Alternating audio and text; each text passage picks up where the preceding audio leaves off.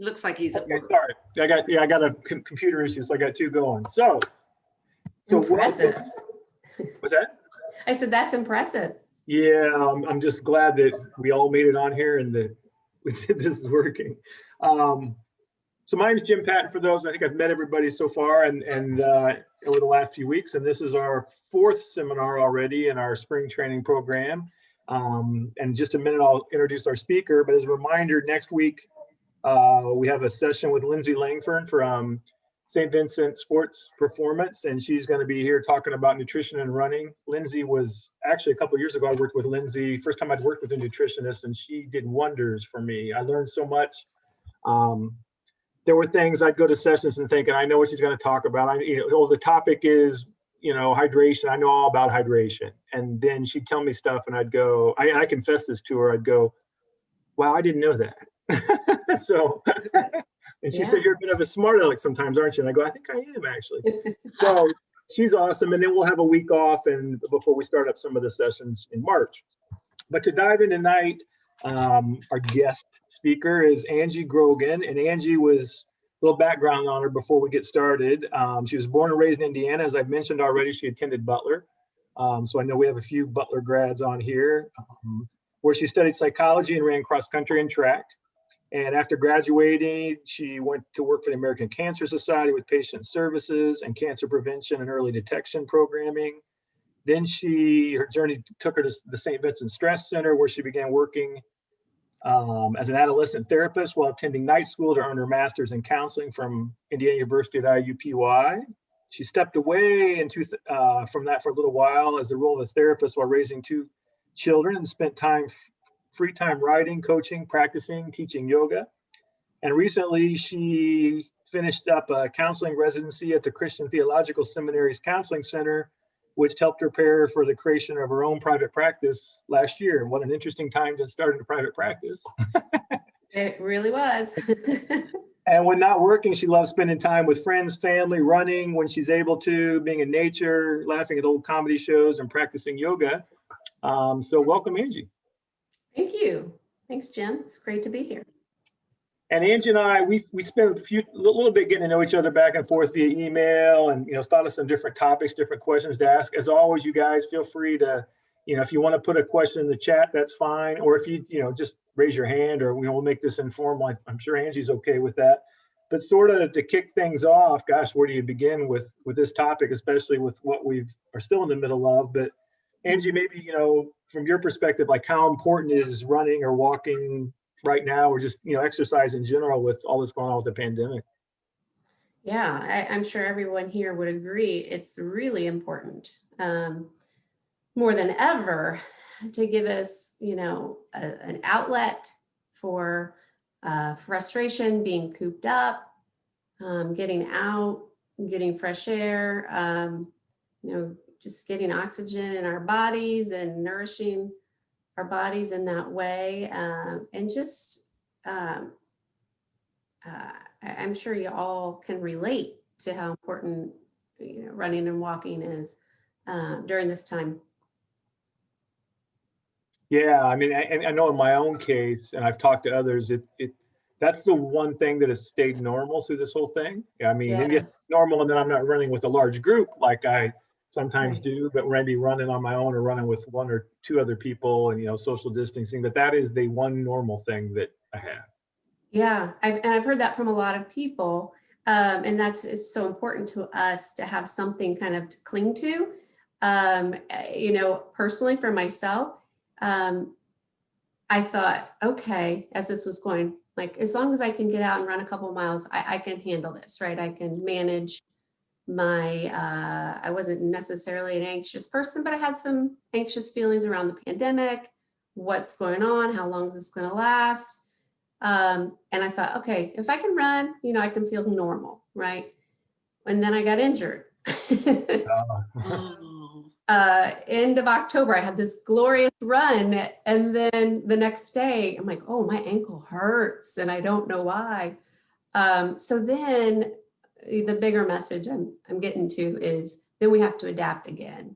How can we, running can't be everything, right? We have to have a plan B of how else we can cope and manage stress and that sense of relief that we all get from running. So that'd be kind of my side note to that is, this has been a really important time to develop other coping skills, other ways of connecting with people when we feel isolated.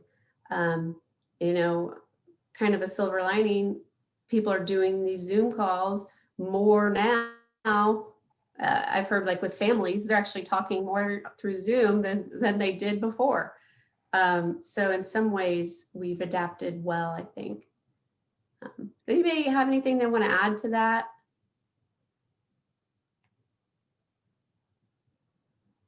I can think of a couple of friends of mine who, one in particular, had ever had any trouble with anxiety, a lot younger than I am. And, that's something he's struggling with now and is, sought out help for that. I've had another friend who's, battling depression somewhat, has sought out help. And, you brought up, adapting. What are suggestions maybe on other mental health strategies for dealing, outside of running and walking, right? We're runners and walkers, but that isn't all we are, right? Up to, Right. to adapt to the challenges of the pandemic. What recommendations? Yeah. Just seeking out other ways of coping. So like I mentioned, when we're feeling isolated, talking to a friend or a coworker or a counselor, finding other ways that, people say a lot that they feel stagnant, it's like the same day every day. So doing some thinking about how you can add something new, a new hobby or an old hobby that you've picked back up. I spent an hour Saturday morning spontaneously chasing bald eagles that I just happened to run into driving. I saw them and I'm like, I've got to get my camera and come back. And I got some awesome pictures and also just staring at them I was in the street on Main Street in Carmel, believe it or not, 5 degrees out, but I was thrilled, couldn't be more spirit filled in what I was getting to see. So yeah, just finding new ways to kind of invigorate during this stagnant time. The winter can be kind of stagnant anyway. So I know a lot of people had some anxious feelings going into the winter.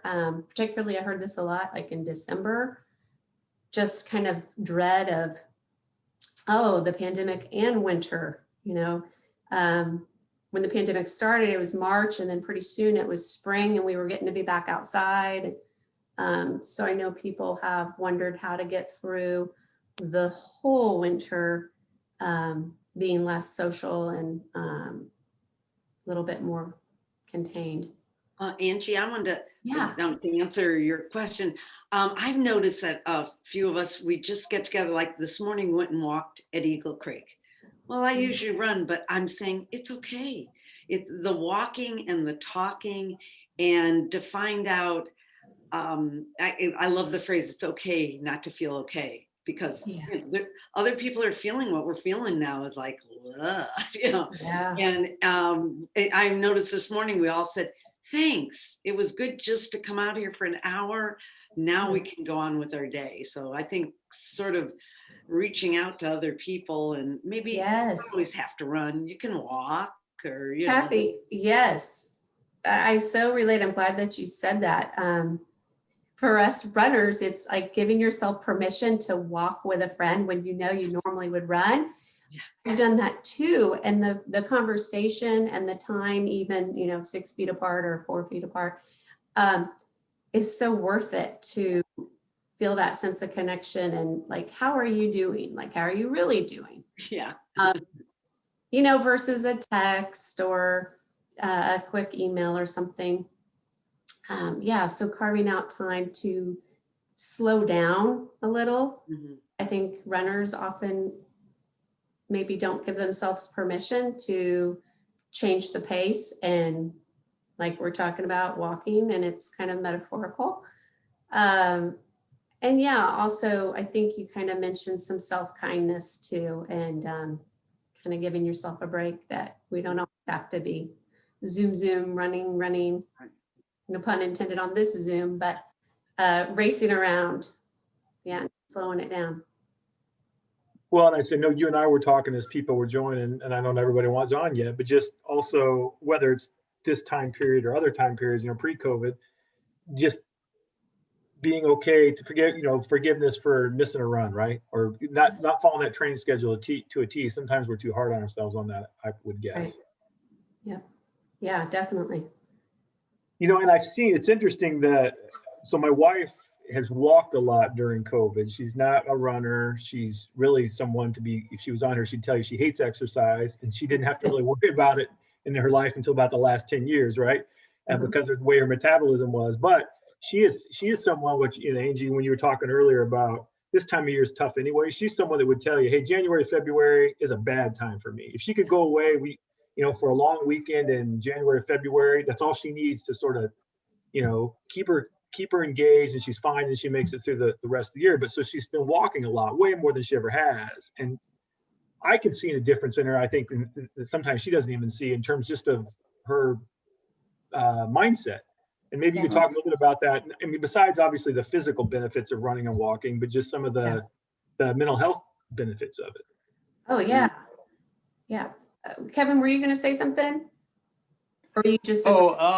Yeah. I was just say earlier, my doctor told me not to run until he gave me permission to, probably maybe another week or so. So after one day of sitting at home on the couch, I'm getting that restless leg syndrome thing going. I noticed that this afternoon. So I thought, well, this is a good time to work on my strength and flexibility. I'm at home. Why don't I just, devote the afternoon to some strength and flexibility exercises? So, Great idea. I get out the roller, and I get out the rubber bands to do the glute strengthening and all that stuff, and just spent the part of the afternoon doing that. So that worked out some tension as well too. Yeah. Yeah. Because normally I have no problem in the past just getting bundled up and going out to run in this weather. I love it. They say there's no such thing as bad weather, just bad clothing. And years ago I used to get dressed up, and my rule of thumb is I wouldn't go out running if it was like below 0 and a foot of snow on the ground. That was my cutoff. But anything above that was fair game. So I love this weather though. So I wish I was running in it right now, but I'll just make allowances for. Right. Yeah. I mean, you can just hear the difference in perspectives about, this weather. Kevin loves this weather. Others of us are thinking, oh, it's so cold. How can we do this? And it's like you said, Jim, just like getting out the door is a challenge. So yeah, perspective. And then what you did, Kevin, with adapting.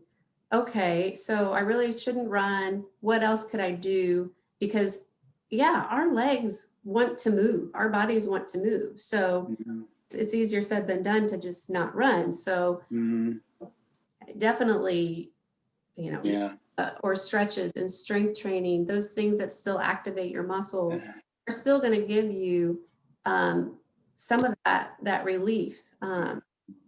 And going back to, and not to mention, we need to do those things too, right? We can't just run. We need the strength and the kind of stability exercises. Yeah.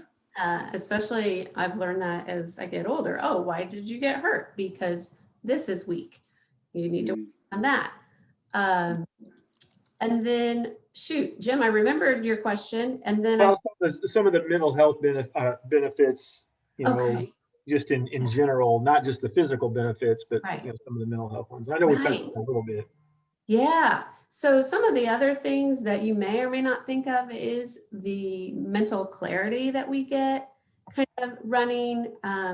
People report feeling a better sense of focus, mental focus. Our thoughts can get kind of scrambled and fast paced. And so the running and other exercises, but that kind of can slow it down. The rhythmic nature of our stride all those things help to increase that mental focus and clarity. And other mental health benefits would be decreased anxiousness. People generally feel a sense of calm and relief in running, and that's all different reasons from, and I mentioned to Jim, I'm not speaking as a doctor, exercise Right. physiologist, but there's the undeniable medical point of, we're increasing circulation, we're increasing oxygen flow and blood flow in the brain, and all the wonderful things that we just recognize as generally feeling good, all over for the most part. I mean, sure, we might have aches and pains too. So. Well, and Kathy asked a question she put in the chat is running a mental addiction that can prove harmful if it gets in the way of daily life? Well, I would say, well, what do you think? Yeah. The way that I think it best to explain that is when it becomes more of a compulsion that is kind of goes over the hump of healthy to unhealthy, where it kind of interferes in our daily lives of, oh, I can't do that because I have to go run, or, other ways that it can interfere in a negative way. Good question. Mhm. And again, I know you, like you said, this topic is mental health and not all just, sports psychology or sports, behavior. How long, I mean, if you were seeing someone, or what's your best advice? Like, how long each day do we need to do something to maybe feel better or to get that clarity? Yeah, that's a great question. I really think it varies for each person and for what you're trying to get out of it. I know that if I have 5 or 10 minutes, not 5, if I have 15 minutes before a session, I might walk out the door and briskly walk for 7 minutes just to get a boost of fresh air.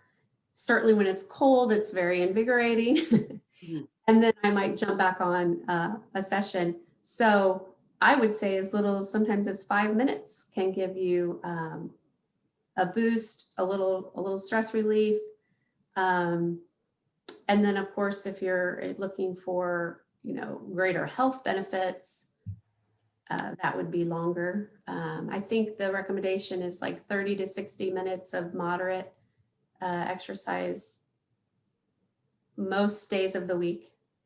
So, That's a great point. Just the, hey, the 5 minutes or 10 minutes, or, with COVID, and I don't know if people on this call, if your life changed in terms of, where you work, you were working somewhere on location, now you're working from home, but are people taking breaks like that? I'd be curious. Like, do you take a break, hey, I'm going to, every hour, every couple hours? Because if not, I think it's easy to just sit in the chair here and next thing you know, 8 hours have gone by. I'd be curious if anybody anything like that. Because I know when I do it, I feel a lot better, right? And sometimes we don't. We say, well, I can't take that 5 minutes because I got all this stuff to do. But I find it's one of those paradoxes, right? If I go take the 5 minutes, all of a sudden all that stuff I have to do gets done. And I'm not even gonna say have to do. I'm trying to work on get to do. All the things I get to do get done better if I slow down and take the time to, whether it's walk around the block, or I don't know, go downstairs and pet my cat, or do something other than just sit in front of my computer. I work at a school, Okay. and so I'm a teacher, and so it's kind of interesting I bet. how this works in a school. But Bless you, I was a teacher. well, yeah, and it's so interesting right now because we are in person, which is interesting in of itself. But they made the passing periods longer, so kids have 10 minutes. And they get into my room and I say, go on a walk, go walk around the hall. They're like, well, we only have 5 minutes. I'm like, that's a whole lap around the school. Some people can run a mile in 5 minutes, and I'm joking, but like, I just think even for the kids and for myself, because that gets me, like walking up and down the stairs for 3 minutes, but it's just like, I like how the school that I work at, it just extended those periods a little bit, or the passing period, just because I think it, like kind of what you were saying, even if it's just a few minutes, I noticed that they're like, ah, okay, I feel better. Let's Yeah. learn. But when normally we would just go from class to class. So Mhm. yeah, I've definitely, so I guess that's kind of a positive thing that's come out of it. I don't really Yeah. see any of my coworkers during the day, but which is kind of sad. But yeah, I like just making, I say, go take a lap. That's perfect. Yeah. Well, Molly, that's that's awesome that you're a teacher. My oldest daughter's a teacher. And Angie, you probably got a whole kinds of things you can do to help these teachers get through this, like Molly. Right. Oh man, Molly, you're an angel. No. So are you an elementary school teacher then? High school at Bishop Chatard. Okay, they're every day. Wow. Mm-hmm. Yeah, you're still an angel. That's awesome. Gosh, no, but thank you. Well, Molly, Yeah. it's interesting you said that because I once was like subbing at an autistic school, and this was way before COVID. One of the rituals they would have was after class, they'd have to walk around the parking lot. It was just part of the curriculum Yeah. to help these kids with autism to, so that's good that you do that with regular kids too. Right. Well, I love that. I wish we could do that. Yes. Walk around the parking lot. I like that idea. Yeah. Yeah. Okay. Yeah, no, Molly, I think that it's adaptive of your school to allow the longer passing period, and awesome for you to say, yeah, don't come in my class 5 minutes early and just sit there. You're going to be sitting, Right. what, hour, or do you do hour and a half? It's like an hour, yeah, but still they say that Yeah. the kids' brains can only focus for what, 20 minutes. So I'm like, Yeah. get up. Yeah. Good for you. Yeah, no, I think that's perfect. And like you said, if you can find a stairwell and go up and down the stairs, what that's going to do for you, just getting your heart pumping and your Right. blood in your lungs and all that is well worth the time. And like you said, you feel the difference in getting that. Totally. It's just kind of, it's a mental break too. Like another big thing with us at home is changing the scene. Like it's in the same room, day in and day out for 8 hours at a time. Find a different view, find a different room. It doesn't even have to be an office, right? We've seen some pretty creative setups on Zoom. Mine is not that creative, but we can transport in within our homes, and hopefully there's room to change your view. And like you were saying, Jim, if you can get that 5-10 minute break in and then make up the work later, and that's what a lot of people are doing to adapt their day. I had a client who said, it's probably halfway through this year, and she's like, I've always gotten up at 6 a.m. And I'm, working by 7:30. And I caught myself and said, why am I doing this when I'm, doing emails at 7 or 8 o'clock at night? Like, what would it be like to say, oh, you could sleep an hour later because you're working, in the evening sometimes.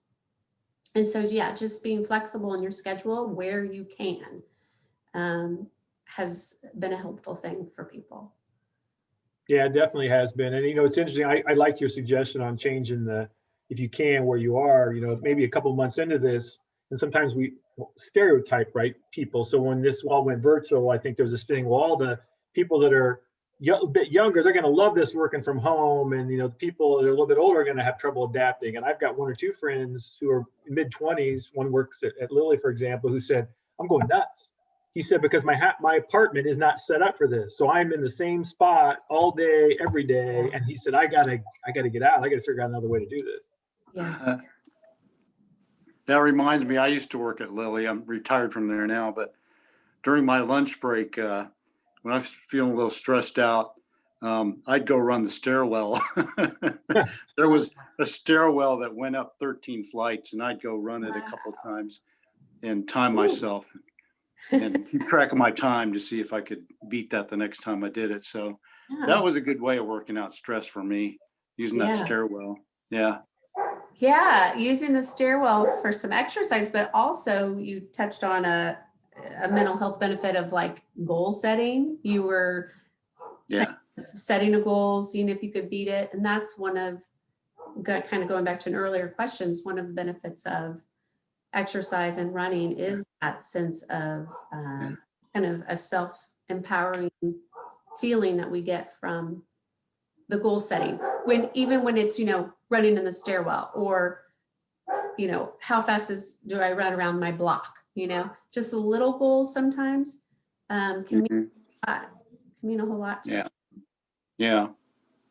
A lot of people don't like you living by the watch, though. I read a lot of articles that recommend not training by the watch every time you go out. Sure. Just having a fun run without the watch. Oh yeah. I'm a big fan of that too. Yeah. Angie, what about and you can tell me if this isn't your area, but like the runner's high, when we hear about the runner's high, I mean, is that a real thing? Is that a chemical thing, or is that a mental thing, or both? Or Yeah. So, it's not really my area, but I've heard about it my whole life. I think it's another one of those kind of exercise physiology things that they're still trying to figure out. From what I have read most recently, they're still trying to get a better understanding of it. Most scientists or researchers would say it's not exclusive to running. We would like to claim it, and it's the runner size. So maybe we acknowledged it first, but other sports, I read an article like cyclists feel this, but it just seems to be like the endorphins, neurotransmitters, and it's that feel good effect of the endorphins that we create through exercise. Yeah. So it's one of those things, it's physiological, but it has kind of the crossover mental health. yeah, it's funny because, like I said, I didn't start running until about 12 years ago, and it took me a long time before I think I ever experienced that. People say you enjoy running, and for about the first 5 or 6 years, I said I enjoy it when I'm done. I really enjoy it when I'm done. And then finally, at some point, I crossed over to no, I really enjoy going outside and being in nature and seeing things in the run. But it took a while to get there. My case. Yeah. Oh yeah, I've heard that from a lot of people too. Well, what about, we've been going about a half hour, so I don't want to keep everyone, especially Angie, but any other questions you guys have? No, I always used to say, Molly can appreciate this. I know she's eating dinner, but that I used to say, well, running was kind of the drug of my choice after the end of a teaching day. And I think, to a lot of us, it's a positive kind of addiction. And as long as we don't get too carried away with it. Absolutely. Yeah. And I've heard that positive addiction from a lot of people, including people who are recovering from other addictions that were negative. Yeah. Running became something that they could do in a healthy way that kind of helped to feel that sense of calm and relief. Mm-hmm. Endorphins. That's what it's all about. Yeah. Endorphins. Yeah. And I just think too, oxygen, I don't know. And that's probably simplifying things, but we breathe shallowly when we're sitting at our desks and working. So it's a whole opening up of your complete breathing system. We breathe from here to low belly. And when we're working or feeling more tense and stressed, that really shortens, and you can often feel that in your body. Yeah, there are a lot of endurance athletes that I've read about, and even in my own case, where you're right, there's been an addiction or something like that is running or endurance events have taken a place of that. I can speak that in my own life. Things continue to go well. I quit drinking, and I'll have 12 years of sobriety this Friday. And about 6 months after I started getting sober, was running took its place, and that's what's changed my life, both physically, mentally, all those things, right? But it's one of the things I do each day that's sort of the key to my success. That's for darn sure. Congratulations. Yes. Yeah, thanks. And I'm pretty open about it. I mean, I don't go around and wear it on my sleeve if somebody asks, or there's different groups I'm a part of. I'm definitely, open about it because I want to help other people if I can. So. And I wanted to share that I know two people, a woman recently had breast cancer, and this is their recovery from, breast cancer, and hopefully not to get it again. So it goes in a lot of phases of medical world. Definitely. Right. Yeah. Thanks for sharing that, both of you. Well, Angie, is there any parting advice or words of wisdom you want to give to us as we wrap up this evening? Oh my goodness, let's think. I think we've touched on a lot of important things. I think one thing is just, and this goes along, it's a old kind of AA adage, is just one day at a time. With this pandemic, we would have never guessed maybe it'd be this long. I had a client say, hey, I've really been working on my coping skills, but how long do I have to keep this up? So the answer is just today, and then, one day at a time. And yeah, just keep taking care of yourself, practicing self-care, being kind to yourself, and yeah, connecting with others the way you guys are doing. And we will all be together again, and hopefully pick up where we left off. So it sounds like you're already doing that with some of your events, and that's exciting. Well, definitely is. And yeah, we all look forward to that, getting, back together again more. And yeah, we're starting to see some of that and have even some races on the calendar. So that's exciting. But I want to thank you for your time and your wisdom that you bestowed on us this evening. Thanks everybody for, participating. And again, we'll put this recording up so you can tell the others in the club or some of your PACE groups that it's there, and we'll put out on social media how to get to it. But thank you, Angie. Oh, it's my pleasure. Thank you. It's great to meet all you guys tonight. Thank you so much, Angie. I really enjoyed this. Mhm. Oh, I good. do Thank too. you. I Yeah, appreciate thanks so much. Yeah. I think it's something that we need to talk more about in all aspects of life, especially running. So I really Yeah. appreciate it. Yeah, you're welcome. And I think that's true. It's just, I think in this pandemic time, people have gotten to be more comfortable with like Kathy said, saying, hey, I'm really not okay. Can we talk about it? And being open and reaching out. And that's what I would say too, is if you ever feel like you need to reach out, do so. Talking with your doctor and a counselor or any other kind of professional that can help. And I appreciate it. Brian? Sure. Brian, were you going to say, Brian? Well, no, we can stop the recording. I was going to quiz Angie on how her ankle's doing if she's back running now. I I stopped the recording. She can